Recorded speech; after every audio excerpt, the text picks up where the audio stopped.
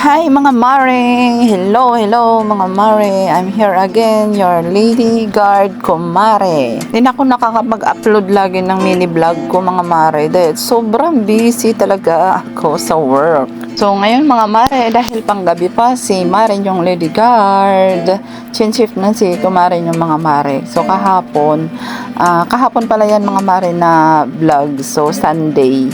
So, night shift ako dyan kahapon. Kaya nakapaglinis ako ng bonggang-bongga sa ating bahay. So, ayan, nakita niyo mga mare, yung mag-ama ko lumabas ng bahay kasi papapicturan. Ano ba yun, mare? Yung sa ID picture sa school. Wala pa kasi silang ID mga mare, hindi pa naasikaso. So, ngayon pa lang kami nagkaroon ng time. So, sinamahan ng asawa ko yung dalawa kong anak para magpa-picture at magpa-laminate na rin ng kanilang mga IDs sa school. So, ayan mga mare, si kumare nyo, tamang linis lang ng kusina dyan sa first floor. Ay, ano yun, may fifth floor ka pa mare. Hanggang second floor lang po yung bahay ko, maliit lang po. Kaya nilagyan ng second floor kasi masikip po siya. So, bali sa taas ay kwarto ng mga anak ko. Bali, 2 kwarto yun. So, sa taas naman ay si GM na yung bahala doon. Siya na yung naglilinis sa taas. So, ako lang dito sa baba kasi mas maraming lilinisin dito sa baba kasi dito sa kusina ko mare, binaklas ko lahat ng mga lagayan ng mga plato mare, lahat inugasan ko mare, kinuskus ko lahat yan sa ilalim yan, pati mga lagayan ng mga condiments ko, tinanggal ko na, nilinisan ko halos lahat mare, mga kasi sobrang dumi na mga mare, ang hirap mare ng full time ka sa job mo, kunti lang yung oras mo sa bahay, so pag uwi mo magluluto pa, so mga ganun.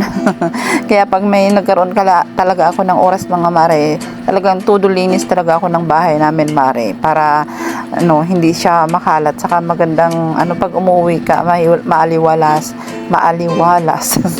So ayan mga mare, after ko maglinis ng kusina, kuskus dito, kuskus doon, so nagmap, so ayan na mga mare, namalansya naman si kumare yung lady guard. Lahat ng uniform ko, barong, type A, at saka ng mga uniform ng mga anak ko sa school. Sino dyan mga mami na relate na tulad ko na halos kahit sana pahinga sa bahay hindi magawa kasi hindi natin matiis yung bahay natin na hindi linisan. So, mas pa na maglinis talaga tayo kaysa sa magpahinga. So, ayan, ganun talaga mga mare, ang mga nanay. Sabi ko na nga sa inyo, walang sahod, walang day off. Ayan ang mga nanay. So, masaya tayo na pinagsisilbihan ng ating mga pamilya. So, gusto natin maging maayos ang ating pamilya. Kaya, inuumpisan natin sa paglilinis ng bahay para hindi sila maging mga mare. After naman magmamalansya ng kumare yung mare, ayan, nagluto naman ng hapunan. So, ayan, sinigang na bangus at hipon.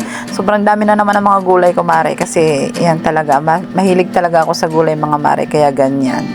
So, ayan, after ko ng trabaho mare, maglinis, ng mamalansya at saka na magluto, banding naman kami GM. So ayan, inaasar ko kasi ayaw niya ko turuan sumayaw mga mare. Naasar kasi yun mare kapag pag sumayaw kami tapos hindi makuha agad yung steps, na naiinis siya. So magaling sumayaw yung anak ko mare, mana sa akin. Mana, hindi nga ako marunong sumayaw. Hindi ko alam kung saan nagmana yan mga mare.